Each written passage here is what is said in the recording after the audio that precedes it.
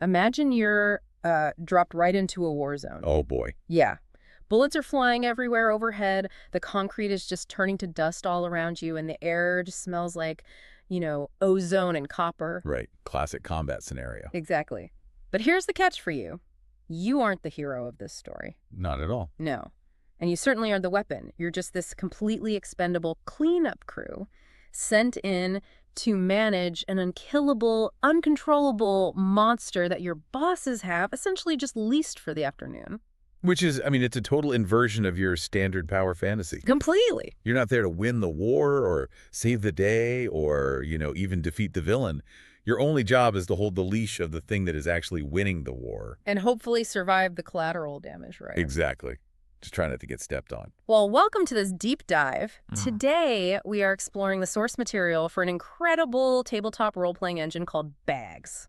It is such a fascinating system. It really is. And for those of you who might not be deep into tabletop gaming, Bags is built on the framework of a game called Mörk Borg. Right, which is notorious. Oh, absolutely notorious for being a very rules-light but incredibly lethal system. Like, players die constantly and brutally. It's just a meat grinder. Yeah.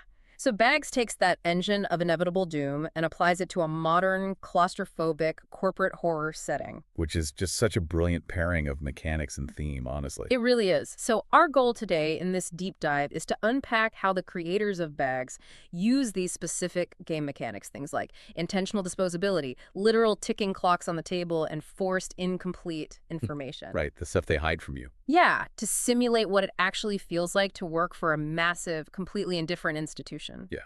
And whether you're a storyteller building your own worlds or a tabletop gamer looking for your next campaign, or honestly just someone fascinated by how massive systems process human cost. Which is all of us, really. Right.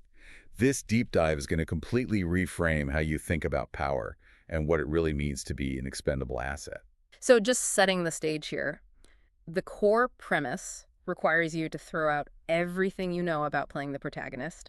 The massive, shadowy organization you work for literally classifies your personnel tier as meatbags. Right. Meatbags. And that's not a joke or some, cynical nickname. That is the official designation in your dossier. It's so dystopian. But out in the field, when you're actually in the mud, you and your squad just call yourselves bags. Just bags. Yeah, dropping the word meat is the only tiny shred of dignity the system actually affords you. That is just so bleak. Oh. But it fundamentally shifts what you as a player are actually afraid of. Oh, totally. Because in a normal fantasy game, you're looking at a dragon and thinking, well, can my friends and I kill this thing? But in Bags, what are you actually worried about? You're worried about the thing on your own side. Yeah. In Bags, your fear is strictly operational. It's like, can we finish our assigned task before the violence our own organization unleashed reaches our part of the building? Okay, let's look at the source of that violence. The documents refer to it simply as the asset. What exactly is this thing? Is it just like a really powerful non-player character that the game master controls? It is much worse than that. Really? Yeah, the asset doesn't even have a standard stat block. There are no numbers representing its strength or defense that you could ever hope to, chip away at. Because you're not meant to fight it. Exactly. Yeah. To put it in tabletop terms, the manual states it regenerates a 10-sided die of hit points every single round. Every round. So meaning it heals faster than any conventional weapon could ever possibly hurt it. Precisely. And the book is actually very poetic about this. It says the asset feels every wound, but none of them hold. Wow. None of them hold. Right. It's unfinishable.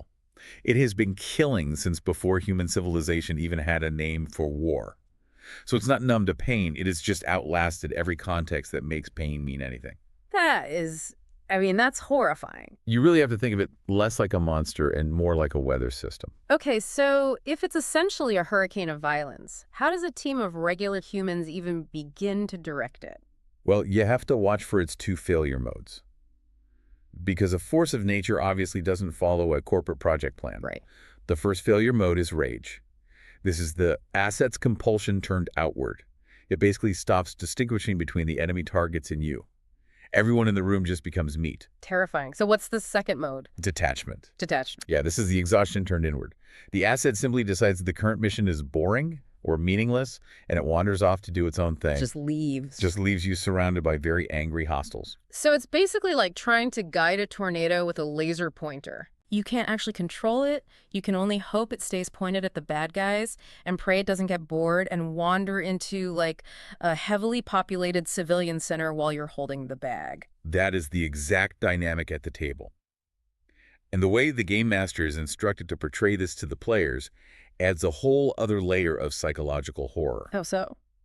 The manual strictly forbids the game master from describing the asset physically the same way twice.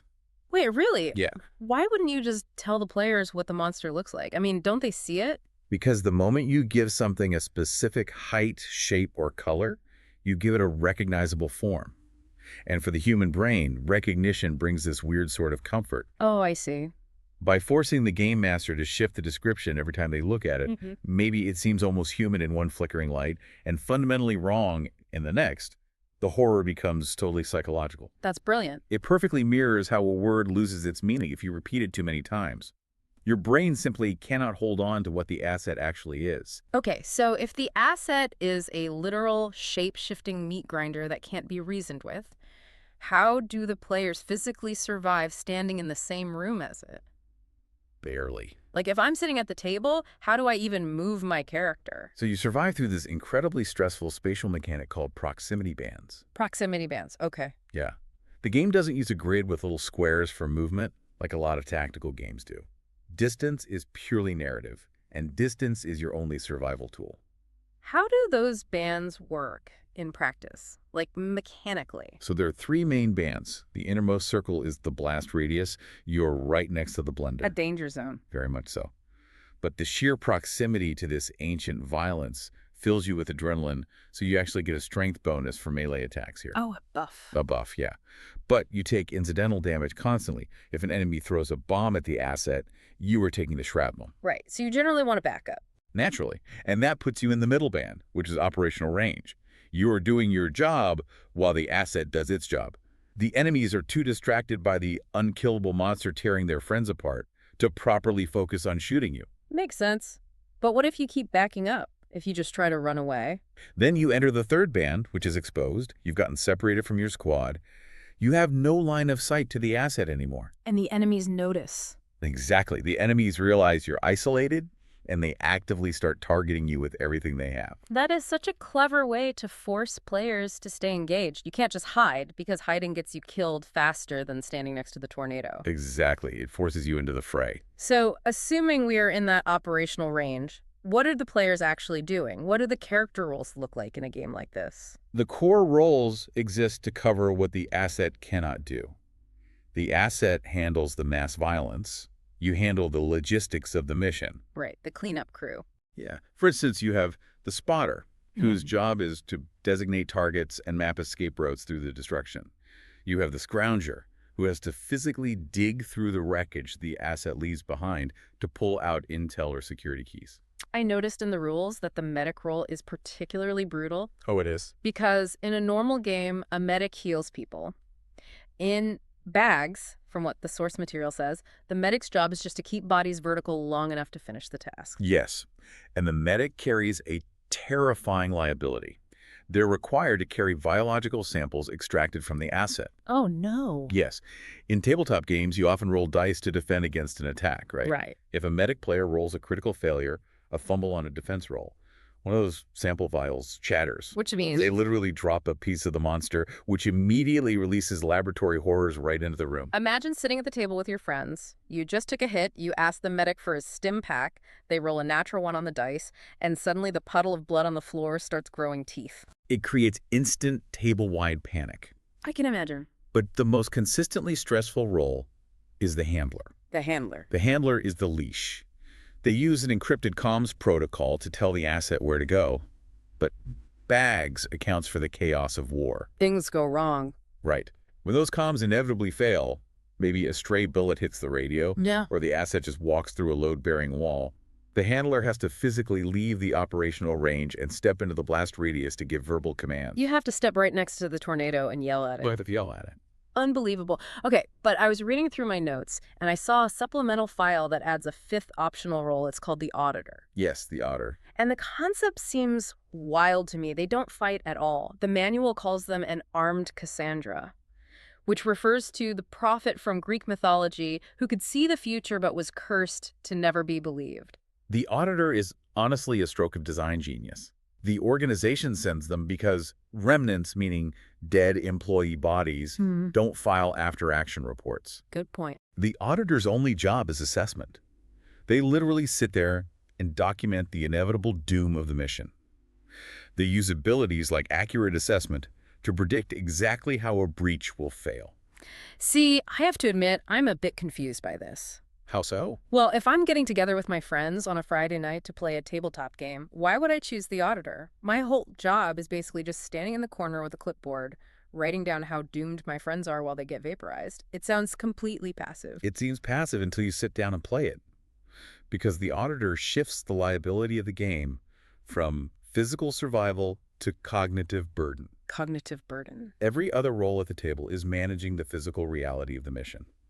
The auditor manages the truth. What does that look like mechanically? At the start of every scene, the game master secretly passes the auditor player a note detailing one critical thing that is wrong with the situation, something no one else has noticed. Oh, wow. Give me an example of what that note might say. So imagine the game master hands you a piece of paper that says, "The extraction helicopter on the roof only has enough fuel to carry 3 people.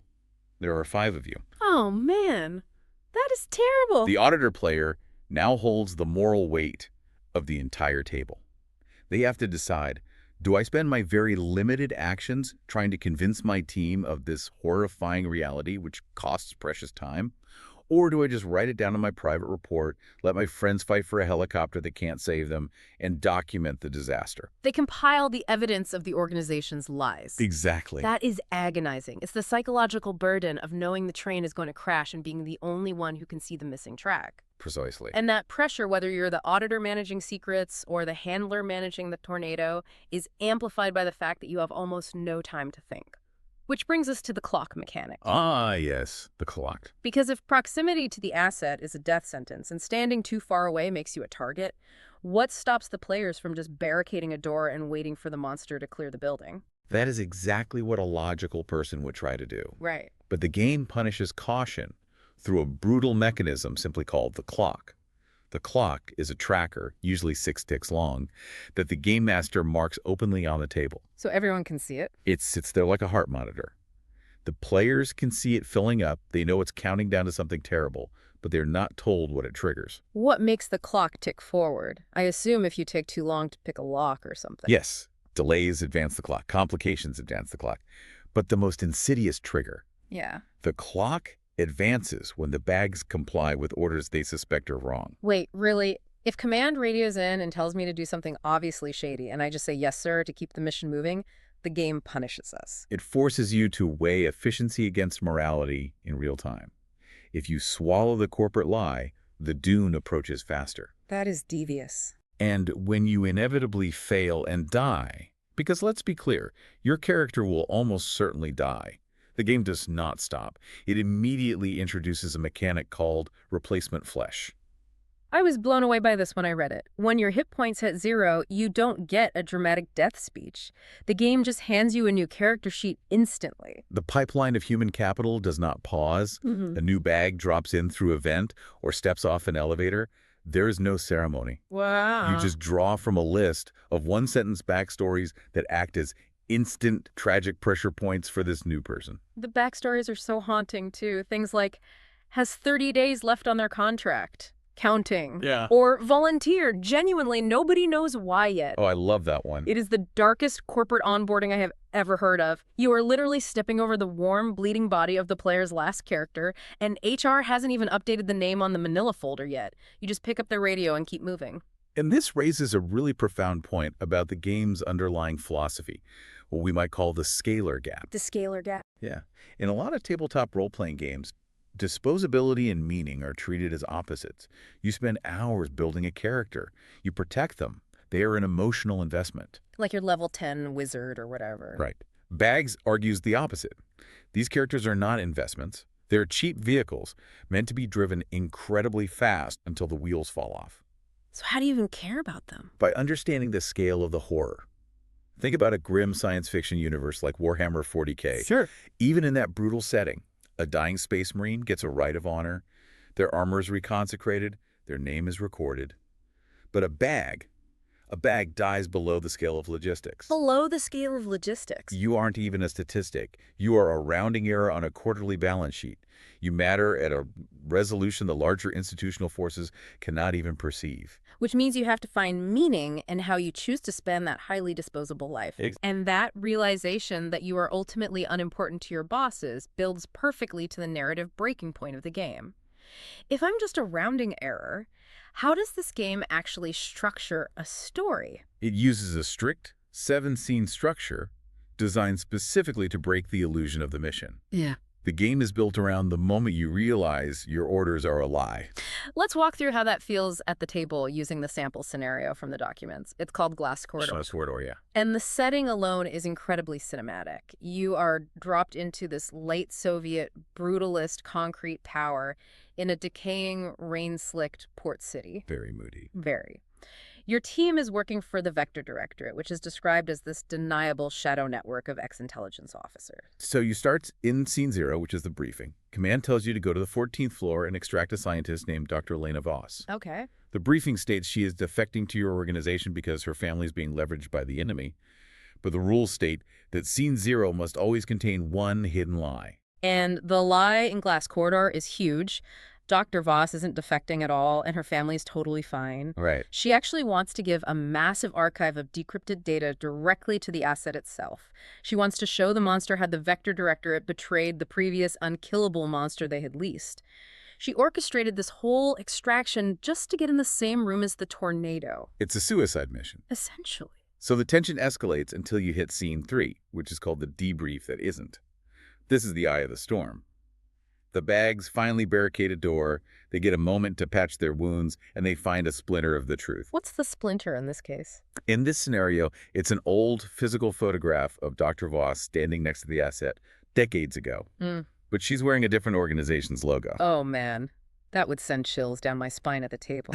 To suddenly realize this monster has been doing this for decades and your bosses have been lying to you about who owned it first. Then the paranoia sets in. In Scene 4, the sighting, you discover the opposing force. There is another unkillable monster in the building, working its way up from the basement, and it has its own team of bags managing it. And what's tragic is that the opposing bags aren't evil. No. They aren't cartoon villains rubbing their hands together. They are literally just the night shift. The night shift. They are dealing with their own bad intel, their own terrified handlers, and their own terrible bosses. It's just two weather fronts colliding, and human beings are caught in the middle. And this forces Scene 5, which is the wrong mission. Command realizes the truth is out. Your radio crackles, and Vector Directorate changes your orders. What do they say? They tell you Dr. Voss is compromised. Oh. You are now ordered to retrieve the data drive by any means necessary and let the asset terminate the doctor. The institution reveals its cold calculation. The data is infinitely more valuable than the human asset. And this is where the clock we talked about earlier finally fills up. Yeah. Whether you follow the new orders or drag your feet, you hit Scene 6, which is Convergence, the 14th floor. Glass walls overlooking a dark port. Dr. Voss is cornered. The opposing bags breach the stairwell.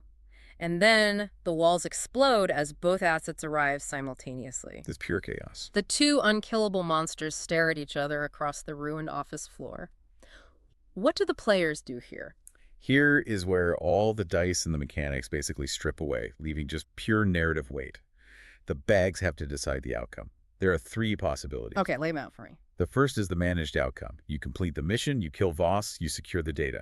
The organizations maintain their leases on the assets. You get in the helicopter, and you live with the horror of what you've done for a paycheck. A completely hollow victory. Yeah, What's the second option? the broken arrangement. Yeah. You side against the organization, you try to save Voss, you sabotage the data, and the lease is fractured. And the consequence. The monsters are unleashed without their handlers, and you have absolutely no protection from the fallout. So you basically die fighting the system. But what about the third option? You mentioned a stopped clock outcome in the notes. The stopped clock is profound. The bags do nothing. They step back. They lower their weapons and let the 2 assets reach proximity with full information. Wow. These 2 ancient beings who have been exploited, pointed, and leased by human institutions for centuries simply look at each other. They compare notes without speaking. and they terminate their leases simultaneously. They just quit. They stop participating in the mechanism that require their violence. They just walk away. Okay, that changes everything. But does the game actually want you to choose that? Like, as a player, is the stopped clock the secret, true winning condition of the game? That is the beauty of bags.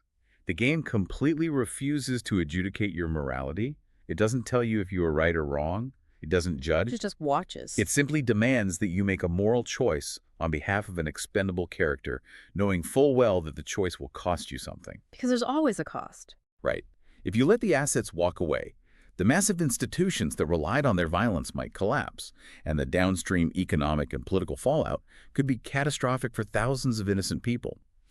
You do not get a neat, clean resolution. That burden is the whole game. Wow. So to tie this all together, Bags S is really a masterclass in using the very mechanisms of a game: immediate lethal consequences, continuous visible clocks, and missing information to simulate the crushing weight of institutional power. Yes. It forces you, sitting at a table with your friends, to find meaning not in surviving the night, but in what you choose to spend your expendable life on. If you are inevitably going to be a rounding error, what do you want that error to represent? Exactly. And I think it leaves us with something really profound to think about outside the context of rolling dice. Yeah. In our own modern lives, we often feel like tiny expendable cogs in massive corporate or societal machines. We're just trying to get through the day, trying to do our jobs, trying to stay out of the blast radius of angry bosses or economic downturn. Yeah, we're all just trying to keep our heads down and get to Friday. But this deep dive raises an important question. What clocks are we letting advance in our own lives just because we are complying with the daily brief? Oh, that's a great point. We follow the routine, we accept the parameters we're given, even when we notice the splinters and discrepancies in what we are being told. We say yes to the shady order just to keep the mission moving. That is heavy. It makes you wonder, what happens if, like the assets in that stop clock scenario, we simply decided the arrangement was no longer in our mutual interests?